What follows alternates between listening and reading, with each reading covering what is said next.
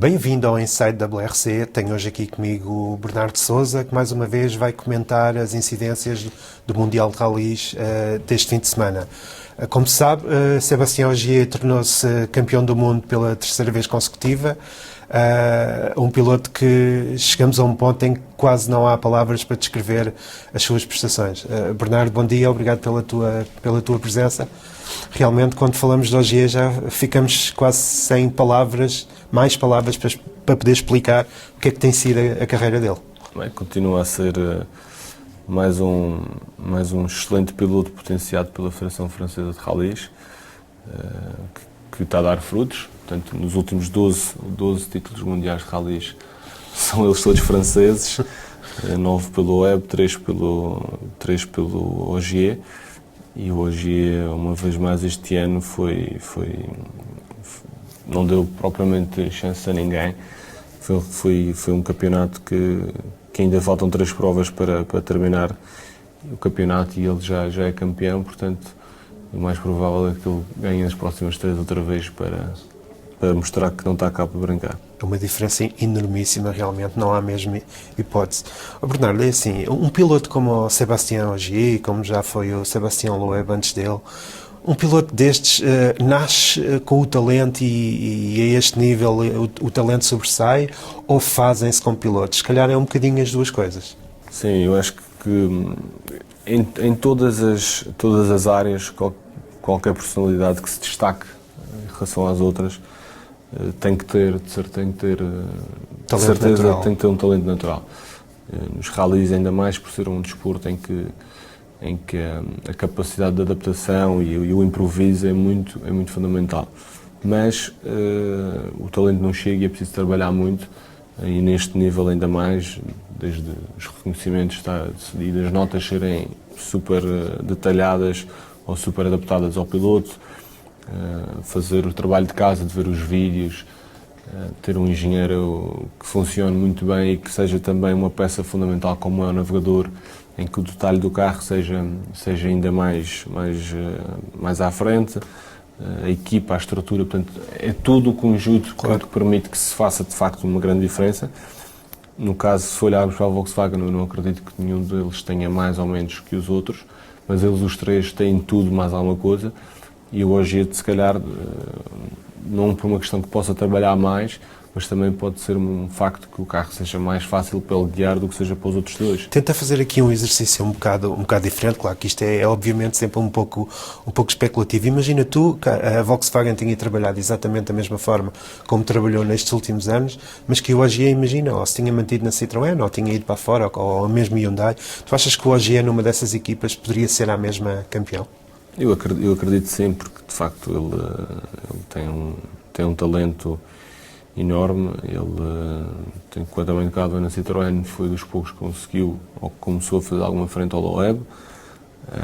Quando andou com o Skoda S2000 para preparar o Mundial naquele ano de transição, enquanto a Volkswagen não entrava, ele fez tempos que de facto eram muito bons. Portanto, ele tem ali qualquer coisa mais. Ele tem sem dúvida um grande talento. Tem uma fome de vencer gigante e tem um excelente navegador, também tem ali um bocadinho como o Loeb tinha com o LNA, o Ingrácia e o Ogier, são ali uns parceiros de crime que de facto funcionam muito bem. Pois.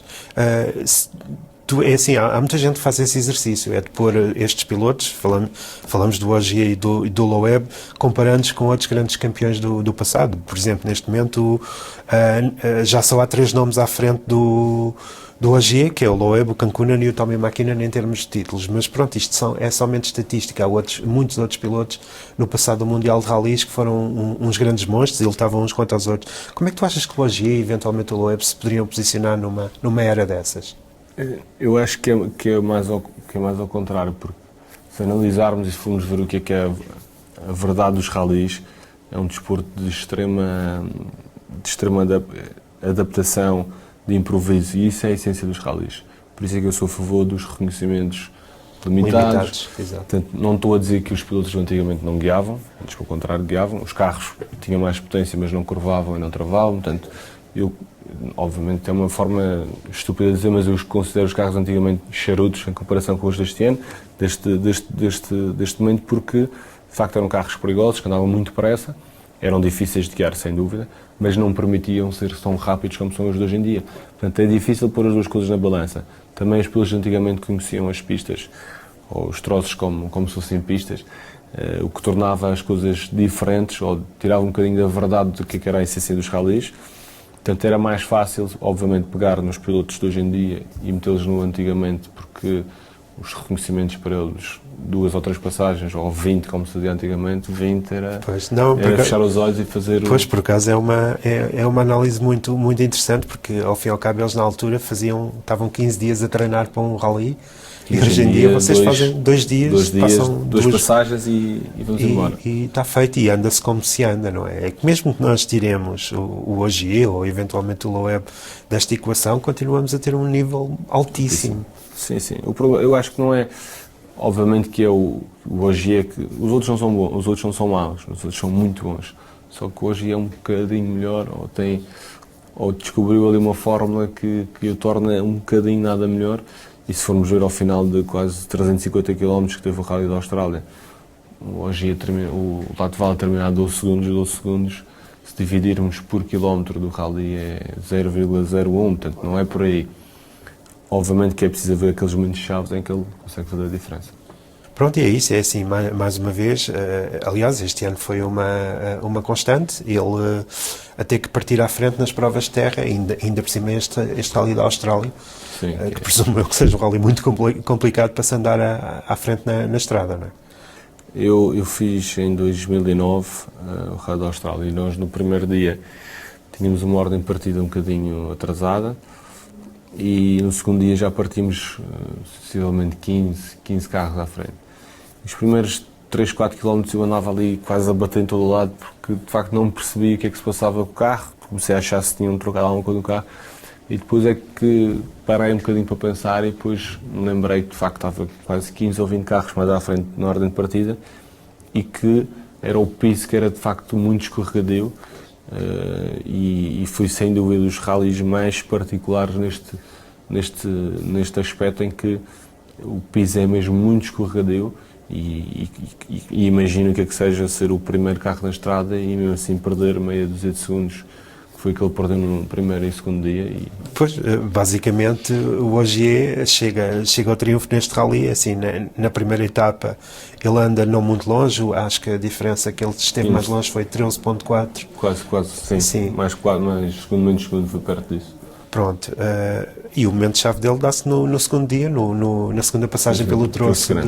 Portanto, a verdade é que é assim, as primeiras passagens ele aqui é sempre um bocadinho mais a palpar terreno, que aí não tem... Não tem tanta tração, mas depois nas segundas ele consegue reduzir um pouco a diferença e muitas vezes ainda consegue ganhar ali um bocadinho de tempo. Mesmo sendo o primeiro piloto na estrada, à segunda passagem, portanto imagina que estamos a falar de rondas, e isto é o que é habitual no Mundial, os troços da tarde estão completamente diferentes, parecem troços diferentes relativamente aos da manhã para quem vai à frente na estrada.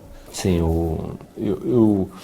aqui obviamente que hoje passou o ano inteiro também a reclamar, mas na verdade ele perde sempre nas primeiras passagens pelo troço, porque depois na parte da tarde os troços estão limpos e já não há... Estamos a falar que a diferença dele é meio-dia e não sim, dia. No fundo são 3 dias de prova, ele perde os 2 primeiros dias, portanto ele perde um dia, porque o último dia já tem ordem invertida, no segundo só tem as primeiras passagens da manhã e na sexta-feira também só tem as primeiras...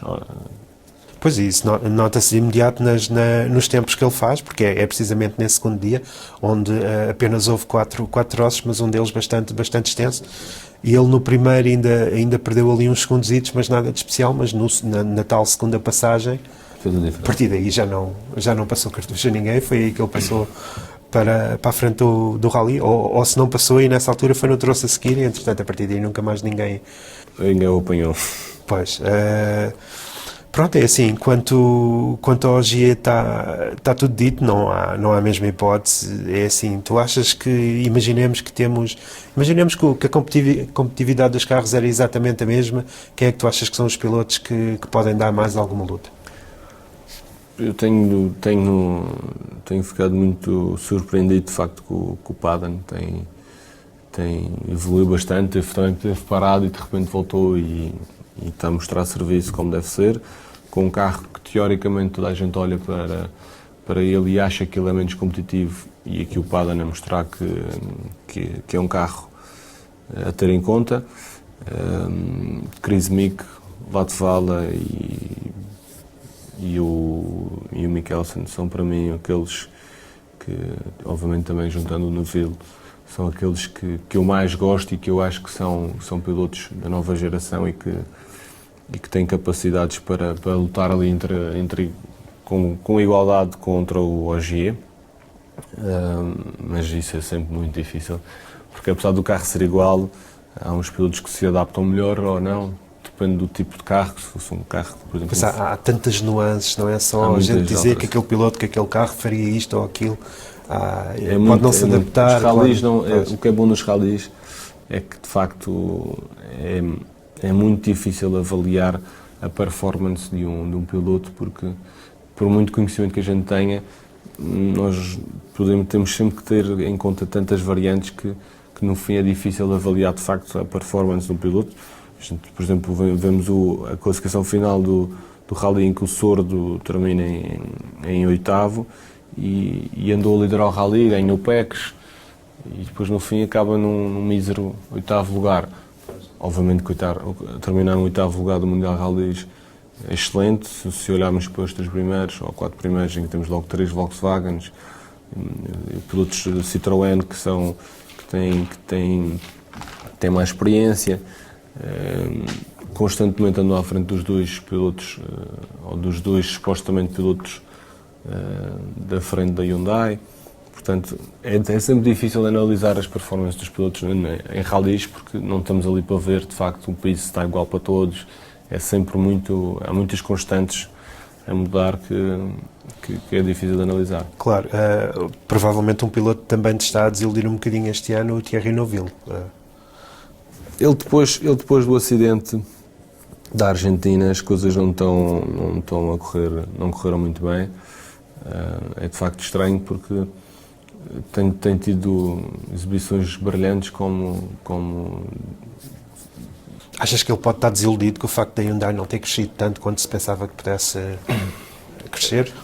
É difícil, porque nós não sabemos o que é que se passa lá dentro, como é óbvio, mas é difícil dar ou perceber o que é que se passa com o Neville. Se poderá ser pura e simplesmente uma questão psicológica, como pode ser pura e simplesmente ele não se estar a adaptar ou não estar satisfeito com aquilo que tem. Mas olhando para os outros colegas de equipa e vendo os resultados que eles estão a fazer, ou pelo menos os troços que eles, mesmo que não representem a classificação final do rally, se olharmos e analisarmos os vencedores dos troços e os tempos dos outros 2 pilotos da Hyundai, e vemos que eles têm resultados positivos, aqui não se pode pôr em causa o carro ou a equipa, mas temos que olhar um bocadinho mais para ele. Obviamente que também pode haver às vezes azares, e isso mancha um bocadinho a imagem do piloto e do rally desse fim de semana, mas não acho que seja pura e simplesmente um problema de equipa ou de estrutura, mas sim do Thierry, que neste momento está numa fase menos boa, mas que no passado já demonstrou ser um piloto excelente. E que espero que seja mais um que volte rapidamente para poder dar luta. O outro piloto de quem é interessante falar é o Mikkelsen. Ele tem 2 fortíssimos companheiros de equipa. Ficas com a sensação que ele estagnou um bocadinho, ou é assim, ele este ano já lutou pela vitória, só que num rally muito específico para ele, que foi o rally da Suécia, e já andou à frente em diversas outras ocasiões. Tu entendes que ele, só pelo nível dos colegas de equipa que ele tem, ele continua a crescer, aliás, também se prova com a classificação que ele está, que é a terceira no Mundial. Ou tu achas que o Mikkelsen na Volkswagen é capaz de já não conseguir ir muito mais longe? O problema do Mikkelsen, e usando as palavras que o Mick usou após o rally da Argentina, acho eu. O Mundial Rallys, neste momento, há muitos rallies que, se calhar, há pilotos que já lá passaram, já fizeram 10 vezes o rally. Exatamente, portanto, os traços há são muito muito conhecimento. semelhantes. E às vezes não é questão que as pessoas pensam, mas vocês têm os vídeos, é fácil de analisar.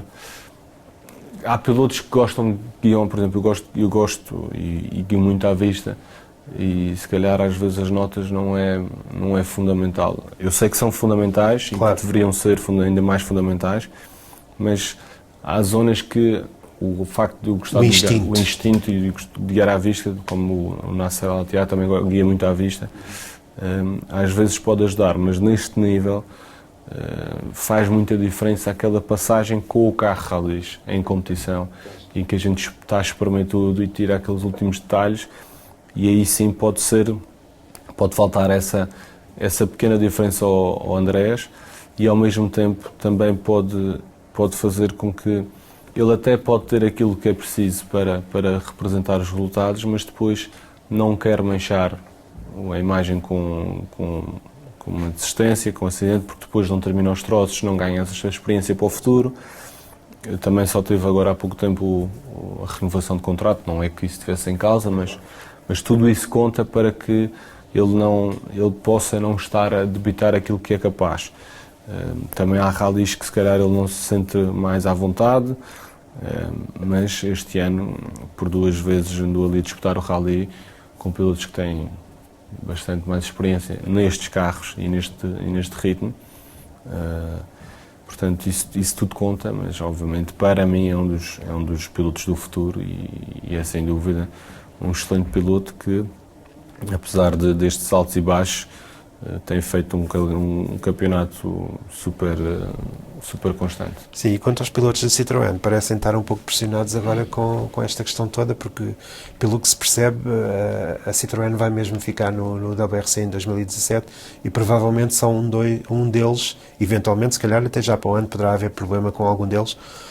Não se sabe isso ainda muito bem. Achas que essa pressão pode condicioná-los muito? De facto, o Otto Pérez não teve muita sorte nos reconhecimentos. Houve um caminhão que vinha dentro do troço também. O facto de, se calhar, das faixas de rodagem serem ao contrário, obviamente que ele não trouxe de ralis. O caminhão, a estrada, o troço era muito estreitinho. O facto de, se calhar, ali naquele momento em que ele vai a treinar com o volante carro de volante à esquerda, vê um caminhão de volante à direita, sentidos contrários, portanto pode ter havido ali de facto, é preciso azar, mas também houve ali de facto se calhar um bocadinho de... Alguma vez te aconteceu alguma coisa do estilo? Já, mas nada assim tão grave. Então, pois. Ele de facto magoou-se, pronto, teve ali umas costelas partidas, é preciso azar, mas também não tem sido por aí além. Obviamente está em quarto no campeonato e sem os pontos deste fim de semana ainda estava em terceiro, se não estou em erro, ou perto disso. Mas não vejo como se tivesses que escolher um, qual escolhias? De longe o Mick. O Mick? De longe o Mick. Achas que tem mais? Tem mais garra, já demonstrou noutros eventos que tem aquele...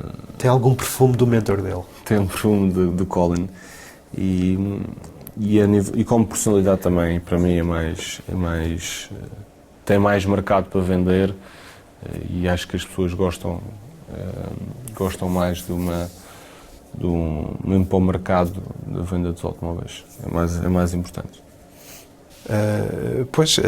Curiosamente, relativamente aos homens da Ford, eles continuam a fazer sem dar muito nas vistas, mas sempre vão crescendo e vão acumulando a experiência. Passando daqui para o WRC2, parece que entrou aí uma máquina, alguns rallies que vem a revolucionar isto um bocadinho. Sim, a Skoda tem nos últimos rallies tem demonstrado resultados positivos. Neste rally, infelizmente, não era bom ter havido algum Skoda, porque era um rally particular para se perceber. Para se perceber um bocadinho mais. O Nasser voltou ao RRC e fez o que fez. O Protasov também voltou ao RRC e esteve ali a lutar pela vitória também. depois teve uma falsa, arrancou antes do tempo e teve uma penalização de 10 segundos, senão poderia ter sido, o resultado final poderia ter sido diferente. O Yazid teve um acidente e bastante, um bocadinho prematuramente, mas também é sempre um piloto a ter em conta. Olhando para a classificação, o Al-Kuari também é um piloto que tem boas pontuações este ano, evoluiu bastante, mas penso que não será o piloto neste momento com experiência ainda para poder lutar de fio a pavio por uma vitória no WRC2. E depois no campeonato da WRC2 não há, nesta prova especificamente não houve grandes participações, porque é uma prova extremamente cara. Tu, como tens visto, tens lutado contra estes pilotos prudentes já desde algum tempo, quem é que tu achas destes nomes que aqui estão, obviamente, provavelmente é fácil falar no SAP Calapi, mas em termos gerais, quais são as particularidades de uns e outros em termos de WRC2? É uma análise muito, muito extensa, mas rapidamente é fácil de olhar para os nomes e dizer que um Nasser Al-Attiyah, eu sou do Dakar, atleta olímpico de tiro, ralis, Médio Oriente ralis, portanto é um super atleta em várias vertentes e que o desporto faz parte do dia a dia dele, e que está sempre no ativo, portanto apesar de já ter uma idade que não caminha para jovem. Isso faz uma diferença incrível, estar sempre isso faz sempre a diferença, ele mantém-se sempre no ritmo, portanto ele hoje sai de um carro, vai para o outro, amanhã vai para aqui, amanhã vai para ali, dá tiros de manhã, portanto está sempre no ritmo. Protasov foi um piloto que evoluiu bastante, que ninguém não dava por nada por ele há 2 ou 3 anos atrás. O ano passado disputou provas, ou disputou vitórias, assim que é. Este ano tem segundo campeonato, continua a disputar vitórias. O Al-Kuari, lá está, ainda não tem experiência, mas tem feito um rally, um calendário muito inteligente, escolheu bem as provas fora da Europa, que são provas mais caras, e aí pode ir buscar uma pontuação mais fácil, uma melhor pontuação e mais facilmente. O Lapi, pronto, tem sido, enquanto tem andado, tem sido de facto diferenças bastante grandes, apesar de eu achar que ele está um bocadinho, estão a pô-lo num patamar que se calhar as coisas não são tão assim, porque obviamente que se formos ver as condições que eles têm, tudo isso conta. Conta muito, sim. Mas também tanto tem de brilhante como tem de besta, portanto ainda se calhar, eu falava no Rally da Polónia, falava com o Kruda, que me dizia que ele acelera e que ele é muito bom, mas que ele, a cabeça nem sempre anda ali muito famosa. Katomá, piloto super experiente, muito rápido. Tidman, para mim, é a melhor carta do baralho da Skoda. É aquele que eu mais gosto, como pessoa e como piloto. É extremamente inteligente e muito rápido. Ainda não está aqui na classificação, ainda não tem pontos suficientes este ano. O Kruda também tem um pé bastante pesado e anda muito depressa. E o resto, falta também aqui um Sousa que este ano ficou pelo caminho, mas é sem dúvida uma classe do Mundial Rallys bastante competitiva, com futuras estrelas que poderão ou não ter uma oportunidade de vingar nas equipas oficiais, mas que seguramente são pilotos que têm capacidade, pelo menos têm a velocidade para andar ou para vencer troços, se calhar, mas que depois é muito difícil manter aquele ritmo e estar ali um rally inteiro de fio a pavio com os grandes trutas, também pela experiência ou falta dela. Claro, só ficou por faltar aqui falar um bocadinho do Sébastien Lefebvre, que teve aqui esta oportunidade por causa da ausência do Mads Östberg. O que é que tu achas que foi a prova dele? Ele acabou por dar um toque, desistiu num dia? Eu tenho uma opinião muito particular também em relação ao Lefebvre, porque lá está, também está a ser levado um bocadinho ao colo como francês, e isso só demonstra o poder que a Federação Francesa tem, a forma como eles veem os atletas, não só a Federação, porque Como os catapultam. Nesse caso, a nossa federação também, obviamente, gostaria de potenciar atletas portugueses no automobilismo, mas não vivem do ar, não é? E nós não temos esse apoio, mas sem dúvida que eu acho que está um bocadinho overrated, ou seja, demasiado cotado para o que vale.